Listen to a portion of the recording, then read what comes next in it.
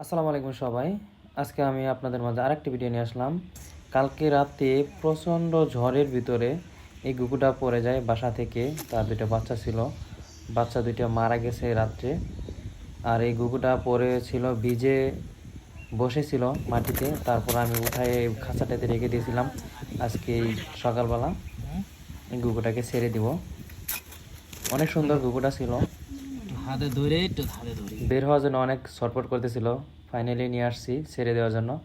আমি আমার ছোট ভাইকে দিলাম, তার হাত দিয়ে ছেড়ে দিবে।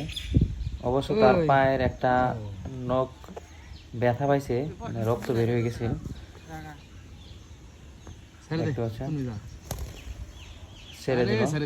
ওই গাছটাতেই ছিল, তার বাসাটা ছিল ওই গাছে। তার একটা জীবন সঙ্গী, সে মারা গেছে রাত্রেই, সে শুধু বেঁচে ছিল। তারপর ছেড়ে দিলাম।